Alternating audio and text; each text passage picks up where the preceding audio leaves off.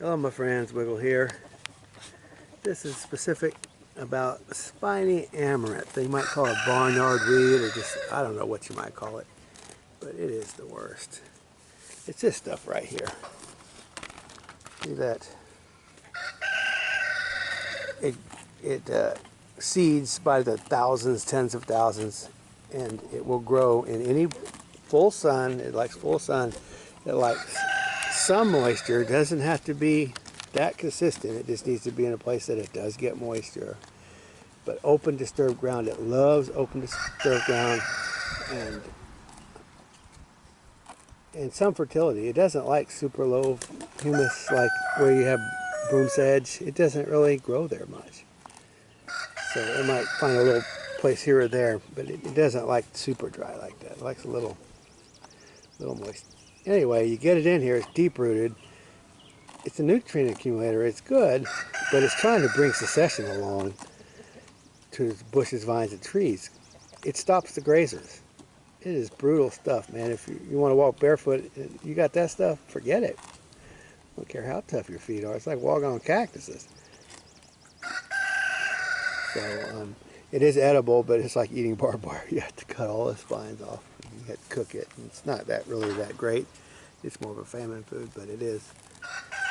So the only strategy that I've seen, if you're going to be organic or natural, no spray or whatever, you can choke it out with old carpets or tarps or stuff like that. But what I do is I just pile hay on top of it, old spent hay, and I just choke it out that way.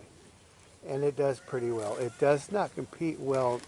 Its need for sunlight really is its weakness. It is not super competitive. Like wherever the grass is thick, like I might have had a whole bunch of Spiny Amaranth here last year when you have disturbed soil, but then if you get your grass in and you don't let the trees and stuff grow, Spiny Amaranth doesn't like to compete with grass. It doesn't do that well. It needs open soil.